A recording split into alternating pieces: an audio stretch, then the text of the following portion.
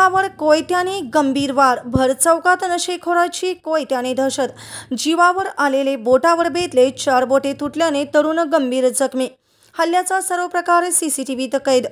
दिवसेंदिवस कोयत्याची दहशत वाढतच चाललेली असून मिरजेत नशेखोराने एकावर कोयत्याने गंभीर वार करून त्या तरुणास गंभीर जखमी केल्याची घटना घडली आहे. या हल्ल्यात अरबाज हसन महमद मुजावर वय वर्ष 25 राहणार गवळी गल्ली गुरुवार पेठ मिरज हा तरुण गंभीर जखमी झाला आहे. मेडिकल डिस्ट्रीब्युटर करणारा तरुण मित्रांच्या सोबत गुरुवार पेठ येथील खाटी कापड दुकानाजवळ बसला असता याच वेळी कोयता मागे लपून आलेला आफताब शेख राहणार कलावती मालगाव रोड मिरज याने अरबाज मुजावर याच्यावर कोयत्याने जोरदार वार केला. पण समोरून येणाऱ्या आफताब याला पाहून अरबाज सावध झाल्यामुळे कोयत्याचा वार डोक्यावरून हातावर झाला.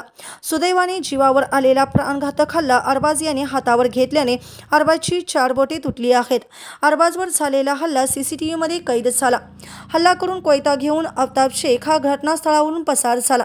या ठिकाणी कोयत्याची दहशत पाहून नागरिक भयभीत झाले होते.